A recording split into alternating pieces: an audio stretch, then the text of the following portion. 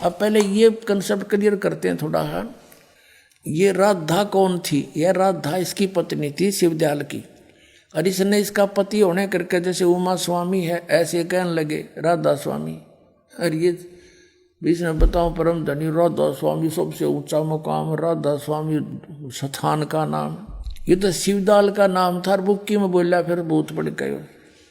आपको दिखाते हैं, ये देखिएगा जीवन चरित्र परम संत बाबा जयमल सिंह जी महाराज का। और इसका लेखक कौन है? ये श्री कृपाल सिंह जी हैं इसके लेखक। अब देखो यहां से, ये है वो परम धनी, कर लो दर्शन सारे इसका।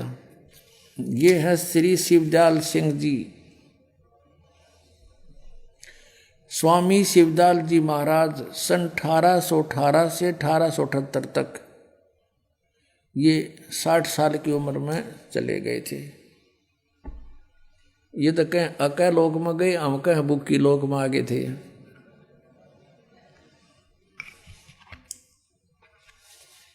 अब ये कहाँ से छपा है? प्रकाशक सावन कृपाल publications, spiritual society, 2 canal road, Vijayanagar, Delhi में। मुद्रक है printex 1/7442 east Gorakh park, Sadra, Delhi से। और इसके लेखक हैं ये कृपाल सिंह जी, परम संत कृपाल सिंह जी महाराज। ये 1894 से 1974 तक इनका जीवन रहा।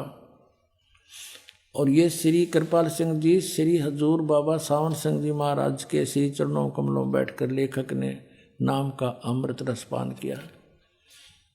ये लेखक है इसका, ये कृपाल सिंह और सावन सिंह जी का विशेष था।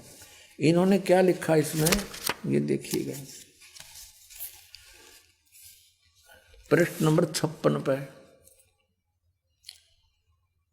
इसका ये वही है जीवन चरित्र बाबा जयमल सिंह। यहाँ लिखा कि स्वामी जी महाराज की धर्मपत्नी। कौन से स्वामी जी? ये शिवदयाल जी की। चलिए यहाँ से सारा शिवदयाल जी के विषय में चला रहे हैं। ये सुबह सवेरे हजूर स्वामी जी महाराज सत्संग करते थे। गुरु ग्रंथ साहब का या कबीर साहब या दूसरे संतों की वाणियों का अनंत भंडार से परमार्थ से के रत्न जोहार निकाल कर संगत के सामने रखते थे। सुबह के सत्संग के बाद उपस्थित लोग भोजन पाते थे। अब यहाँ लिखा है कि स्वामी जी महाराज की धर्मपत्नी श्रीमती नारायणी देवी जी, जिन्हें बाद में लोगों ने प्यार से और श्रद्धा से राधा जी के नाम से सम्मानित किया। ये शिवदयाल जी की पत्नी थी नारायण देवी, और इसको फिर राधा जी कहने लगे। हो गया क्लियर? राधा स्वामी इसका पति शिवदयाल, राधा स्वामी मीन शिवदयाल। अरे एक और कंसेप्ट क्लियर करते हैं इसी पुस्तक से। इन तक कोई पूछे, इनका कोई सर नहीं पैर नहीं। अब इनकी थोड़ी सी जीवनी बतानी पड़ेगी पुण्यात्मा। जब तक ये रेग मार लगा के पुराना रंग नहीं उतरेगा, इतना आपका ओरिजिनल पैंट सेट ना हुए, तो ये दास रेग मार मार रहा है, कोई आलोचना नहीं कर रहा। आलोचना होती है किसी की झूठी बुराई करना, और ये सच्चाई है इसकी इनके द्वारा लिखे इतिहास को निर्णय करके आपके समक्ष रूबरू करना। ये तो एक परमार्थ है। अब जैसे सरकार ने 500 के नोट नकली छाप दिए थे किसी ने, तो सरकार ने उन दोनों को, ओरिजिनल और डुप्लीकेट को सामने दिखा दिया था जनता को, टीवी के माध्यम से, समाचार पत्रों के माध्यम से असली और नकली की पहचान बताई थी। तो क्या सरकार उसकी आलोचना कर रही थी? महापरोपकार कर दिया उन्होंने, न करोड़ों व्यक्ति बर्बाद हो जाते। तो दास का भी यही प्रयत्न समझो, महापरोपकार करा है। ठीक है, एक बार तो बड़ी आत्मा श्रद्धालु हैं, ब्लाइंड फेथ किए बैठे उन काल के दूतों पे, तो एक बार तो दुख होगा क्योंकि वो श्रद्धालु हैं। लेकिन बाद में देखना गुण गा करेगी। कई पीड़िता इस दास के, बड़ी दया करी, आँख खोल दी हमारी।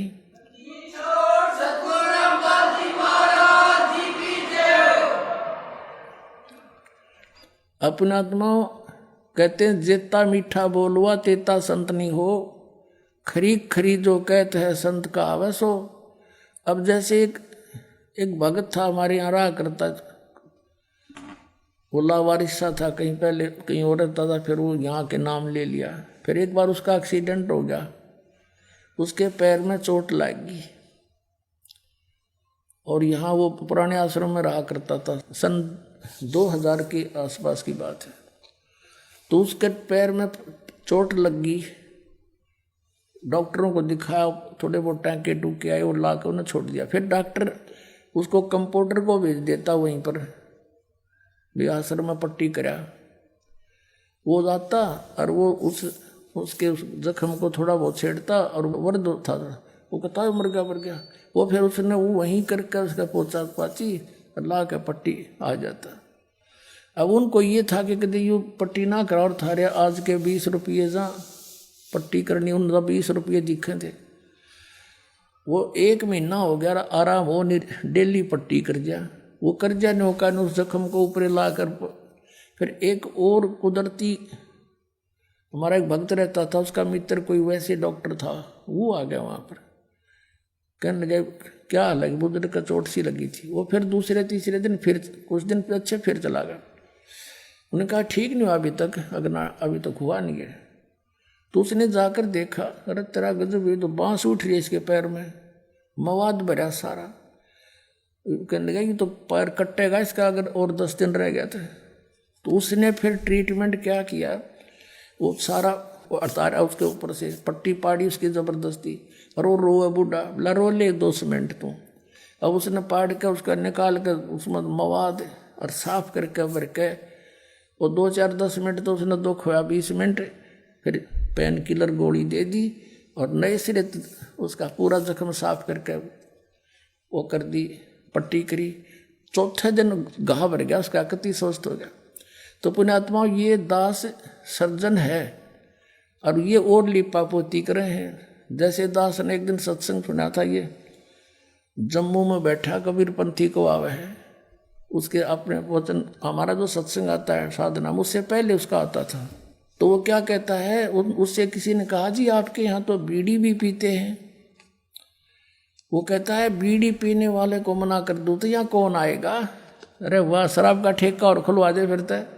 तो यूँ बुलावा है ये तो मीठी मीठे बोल के इस तरह। तो पुण्यात्माओं अब दास जो काम कर रहा है यो एक में दर्द होगा सबका, पर ये सदा के लिए सुख हो जाएगा, जख्म भर जाएगा आपका, ऐसी मरम लाऊंगा।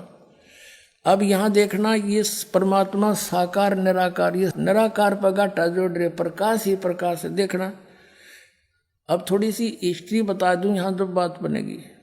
श्री शिवदयाल जी उर्फ राधा स्वामी, यानी राधा स्वामी सहतराधा का पति, ये क्या करते थे राधा स्वामी के जो श्रद्धालु ये परिचर कहते हैं सतलोक, कबीर साहब की वाणी से पढ़ लिया ने करने नो दीदार महल में प्यारा उसमत है। फिर सतलोक से ऊपर अलख लोक, फिर अगम लोक और फिर अनामी लोक और उसते उत्ते साडा राधा स्वामी लोक। इन एक 5वां और बना लिया ऊपर, और राधा स्वामी बैठा बुक्की में। थरा गजे भैया कितने मूर्ख बना दिया इनको। राधा स्वामी तो यो शिवदयाल था, ये भी इसके एक में फीत लाए रखियो। अब उस राधा स्वामी शिवदयाल जी से उपदेश लिया बाबा जयमल सिंह जी ने आगरा में। कब लिया? उसने उपदेश लिया सन 1856 में, और ये सत्संग करण जोगा हुआ 1861 में। जब तक तो ये अंडर ट्रेनिंग था।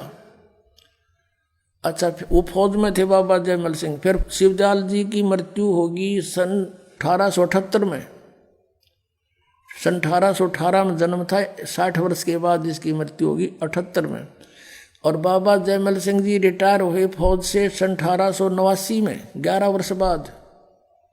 और फिर आप मनमुखी व्यास के अंदर डेरा जमा कर बैठ गए। पहले तो उसका कोई गुरु नहीं था शिवदयाल जी का, ये निराधार पंथ खड़ा हो गया।